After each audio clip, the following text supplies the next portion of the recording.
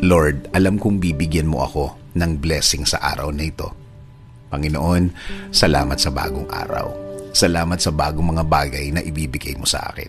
Salamat sa mga bagong oportunidad na ilalagay mo sa aking araw ngayon.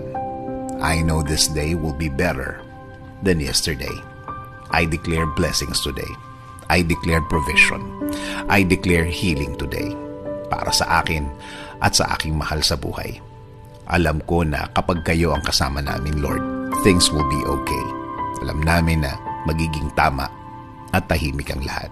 Alam din namin na kasama namin ang proteksyon sa araw na ito. Proteksyon sa mga bagay na gagawa ng problema sa aming buhay.